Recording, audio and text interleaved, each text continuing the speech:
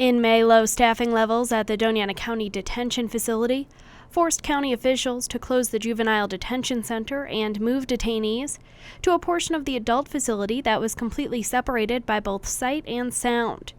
Detention Center Director Barela says it's a difficult job, made that much harder when the detention center is short-staffed. They're long hours. They work 12 hours at a time. You're dealing with people each and every day of questionable character, questionable charges, questionable behaviors. You're challenged often at your job by a number of people that don't necessarily want to follow the rules. That's one of the reasons why they're in a detention facility. And so it becomes very, very difficult just dealing with that if you're fully staffed. The detention center is authorized to hire 185 officers. In May, 69 positions were vacant, with 17 in the academy. That number has gotten better. Right now there are 47 positions vacant, with 10 in the academy, and 16 prepared to enter an academy starting in February. Commissioner Ben Rawson says he's glad to see there is a plan in place to get and keep the facility staffed. I'm not pleased that the Juvenile Detention Center was closed. I am pleased with what Barela is doing to get it reopened. I think it was evidenced by his having an academy with only 10 cadets that he's trying to get people certified as quickly as possible so that we can get that back reopened. Barela says since the juveniles have been moved, the officer to detainee ratio has improved from 1 to 10 to 1 to 4, and the amount of violence in the facility has gone down.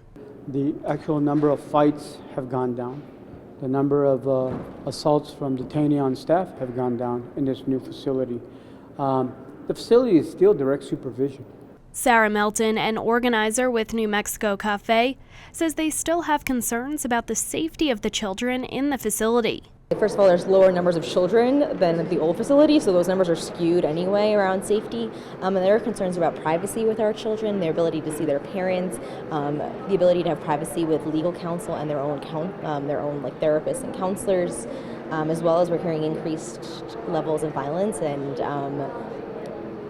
between inmates as well. And so those concerns did not get addressed today. Barela says violence is down in the facility and all of the privacy needs they are required to provide are being provided. He says one of the main reasons staffing levels are improving quickly is a new compensation plan with a 2.5% salary increase. The compensation plan, again, I'll go to that, I think is the foundation to us keeping our officers in our facility.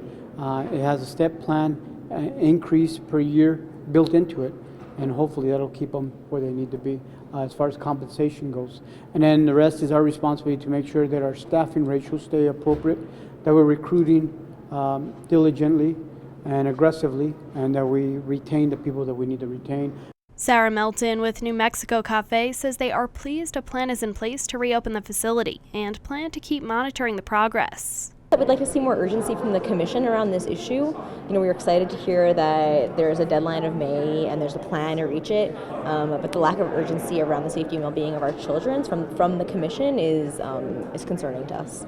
County Commissioner Billy Garrett says this is an important issue and the Commission wants the juvenile facility reopened as soon as possible. I think they misread the Commission. Commissioner Garcia and I in particular have been vocal about this.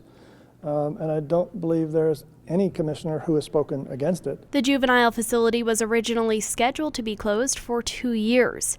If it is opened in May of 2016, it will be 1 year ahead of schedule.